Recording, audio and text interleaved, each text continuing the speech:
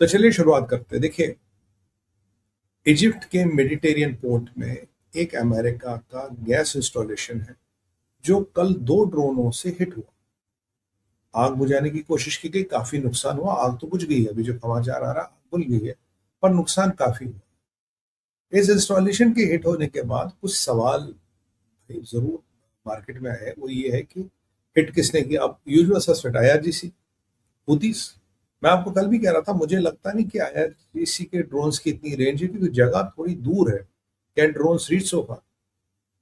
अब आईआरजीसी कहता है कि जी मैंने तो हिट नहीं किया, हुती कह रहे हमने भी हिट नहीं किया। हुतियों के लिए तो खैर और भी दूर है। अभी जरा क्षेत्र की जो मैं बात करूं, Meena, that is middle east और नॉर्थ अफ्रीका। नॉर्थ अफ्रीका में इजिप्ट, मोरक्को, मुर्तानिया, अल्जीरिया, चारों मुस्लिम डोमिनेटेड कंट्रीज है। मोरक्को का पूरे यूरोप में इन्वेजन हो गया। आपने देखो 50,000 लोग आए इसमें, डिकोड में ढंग से बात करने वाले, डीप बात करने। टूनेशिया भी है वहीं पे। टूनेशिया में एक बार फ्रांस के बीच पे अटैक हुआ था, काफी लोग मारे गए थे। टूनेशिया के बीच में, सॉरी, टूनेशिया के बीच में आईसिस ने अटैक किया, तो उस क्षेत्र में आईसिस, बोको हराम ये सक्रिय है।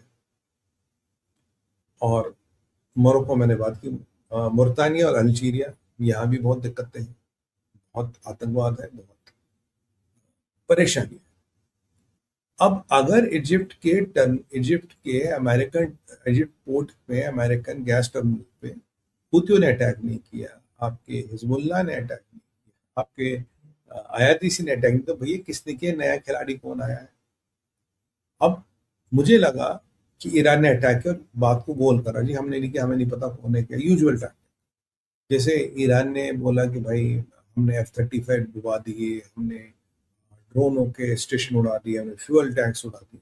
सेंटकॉम का भी है, कह रहा है ऐसा कुछ भी नहीं है, कि ये सब विचारों की हताशा और निराशा बोल रही है।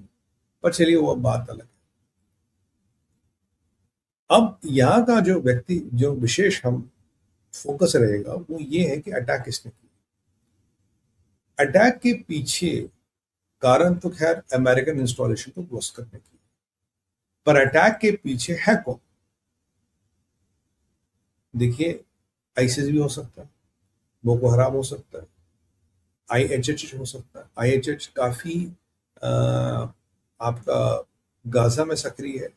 ये तुर्किया का फंडेड मलेशिया है, तुर्किया का फंडेड मलेशिया है। और ये इजरायली और अमेरिकन के पीछे लगा। इजरायली नंबर 1 टारगेट है, अमेरिकन नंबर 2 टारगेट है। या मुस्लिम ब्रदरहुड ने एक किसी नई संस्था को जन्म दिया, क्योंकि जो हमास है, हमास का भी जातक फादर मुस्लिम ब्रदरहुड है।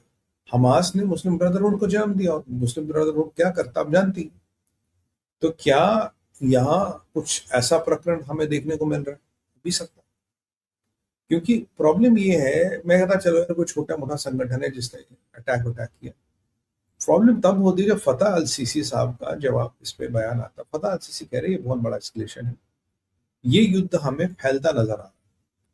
अब युद्ध फैलने का जब आप अभिप्राय लगाएंगे या सोचेंगे, तो आपको लगेगा भाई ये ईरान कर रहा है, हूती कर रहे हैं। पर यार एक बात बताओ, हमास हो, हिजबुल्लाह हो, हूती हो, ये सारे प्रॉक्सीज हैं। अब ईरान का हर छोटी बड़ा प्रॉक्सी है, कहीं कोई है कहीं कोई है, क्योंकि किसी ने जिम्मेदारी नहीं ली और नुकसान तगड़ा हो गया। ड्रोनों की टेक्नोलॉजी उम्दा है, गुड है, एमेच्योर ड्रोन्स नहीं है, तो ये किसने किया? यहाँ से अगर मैं देखूं तो यूक्रेनियों को भी गुस्सा आया हुआ है ईरानियों पे, कहता है तुम बहुत बोल रहे, तो फोड़ देंगे हम जाके। वो तो ऑलरेडी जंग में इतने लोग मरे, उन्हें क्या फर्क पड़ता। तो फतेह अल सीसी का कहना, भाई युद्ध बढ़ सकता है, युद्ध एस्केलेट हो रहा है, युद्ध का सरकमफ्रेंस बढ़ चुका। और मैंने आपको कहा था इजिप्ट। अब ऐसा नहीं कि इजिप्ट की इंटेलिजेंस को आइडिया नहीं होगा कौन है, इजिप्ट की इंटेलिजेंस को पता होगा। और ऐसा नहीं कि उन्होंने अमेरिकन के साथ शेयर नहीं किया होगा, क्योंकि आप जानते हैं इजिप्ट और जो जॉर्डन है, इनका जो बजटरी डेफिसिट है, जो अमेरिका से कैश में एड आता है उस पर चलता, नहीं तो ये कंट्रियां बैंकरप्ट हो जाए। और वहां मोहम्मद बिन सलमान की हालत खराब है, 5% उसका जीडीपी कॉन्ट्रैक्ट हो गया, उसके पास विकल्प नहीं। तो ये अटैक जिसने भी करवाया करवाया तो ईरान ने है, जहां तक मेरा 99.99% है। मुस्लिम ब्रदर करवाया अमेरिकन के अगेंस्ट है, पर कॉन्फ्लिक्ट को बढ़ाने की कोशिश की जा रही है। यहाँ यूक्रेनियों की भी अगर मैं बातें सुनूं, वो भी पूरा पूरा आग में घी झोंकने का काम करेंगे। हम देख लेंगे, हम बढ़ा लेंगे, फोड़ देंगे, सबको देख लेंगे। मैं ओवरऑल देख रहा हूँ कॉन्फ्लिक्ट को बढ़ता हुआ, मैं इसका सर्कमफरेंस बढ़ता हुआ देख रहा हूँ। ये थे फतह, यही फतह अल सीसी भी कह रहे हैं। पर फतह अल सीसी साहब, आप ये तो बोलो संगठन कौन सा, पर वो आपको उससे बड़ी बात कर रहे हैं, कह रहे हैं यार इस्लामिक वर्ल्ड में क्या फर्क पड़ता है संगठन कौन सा, अल हवाब अल शबाब अल वट एवर, काम तो एक ही करना है।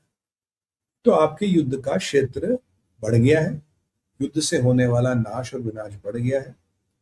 और इजिप्ट में अगर फतह अल सीसी वीक हुए तो मुस्लिम ब्रदरहुड आके गद्दी पे बैठ जाना, और मुस्लिम ब्रदरहुड अगर गद्दी पे बैठेगा इसराइल के लिए, पूरे रीजन के लिए अच्छा नहीं। मोरक्को में क्या हो रहा है, स्पेन में क्या हो रहा है, आपने देखा। और ये जो literally Islamic invasion of Europe हो रहा है, ये भी आपने देखा। इसमें हम रिपोर्ट में बात करेंगे डिटेल में। तो साहब परिस्थितियां जो है बड़ी डरावनी और बड़ी भयंकर बनी हुई है, क्योंकि कोई नया खिलाड़ी विद वेरी एफिशिएंट सिस्टम्स आए। अगर मैं पीछे देखूं, मैंने कम से कम 10-15 नए जहादी संगठनों को ट्रैक किया वर्ल्ड ओवर।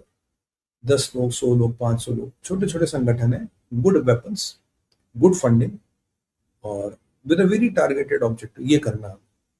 तो क्या एक नया संगठन आ गया है, या आइसिस या बोको हराम या कोई ऐसा संगठन मैदान में कूद के आया, जो चिंता का कारण है। क्योंकि अगर ये कूदेंगे तो चिंताएं आपकी बढ़ती है, घटती नहीं है। Let's see, will keep our fingers crossed, पता लगेगा क्या। चलते दूसरे हमारे अध्याय पे। दूसरा अध्याय बिल्कुल सिंपल है साहब। बेंजामिन नेतन्याहू साहब इजराइल सही सलामत पहुंच गए, प्रभु की कृपा। नेतन्याहू जब गए तो प्लेन बदला गया, जगह बदली गई, एयरपोर्ट बदला गया, टाइम बदला गया। जब वो अमेरिका से चले किसी को नहीं पता। इसराइल जब लैंड करते तब बोलते हाँ जी वो इसराइल लैंड। तो अब आप सोचोगे कि इतना ये सस्पेंस क्यों। इतना सस्पेंस इसलिए है क्योंकि उनकी जान पे बहुत बड़ा खतरा है। बेंजवीर के घर पे हमला हुआ, नेतन्याहू के बेटे को टारगेट करने की कोशिश की गई, उनकी वाइफ को टारगेट करने की कोशिश की गई, इजराइल कट्स को टारगेट किया गया, आपके विदेश मंत्री को टारगेट किया गया, मिनिस्टर को टारगेट किया गया, जनरल जमीर और उनके परिवार को टारगेट किया। और ईरान खुल के कहा मैंने फोर्सेस भेजे, मैंने खुद आइडेंटिफाई किए जो इनको और इनके परिवारों को टारगेट करेगी और मौत के घाट उतारेगी। बिल्कुल they are not apologetic about it, very directly talk, which is okay. अब नेतन्याहू पे हम हमले हमेशा हुए, नेतन्याहू पे थ्रेट परसेप्शन हमेशा रहा, पर अभी जो देख रहे हैं जिस लेवल का थ्रेट परसेप्शन है काफी बढ़ गया। और अब की बार they had to even manage the aircrafts and air जो कि प्रोटोकॉल्स है उनको भी रिवाइज करना पड़ा। आप जानते हैं शिनबेट और मोसाद का जो प्रोटोकॉल है, they don't want the threat to come up to a level ताकि वो अटैकर उससे पहले वो थ्रेट को न्यूट्रलाइज करते, चाहे वो इसराइल में है दुनिया में कहीं पे भी।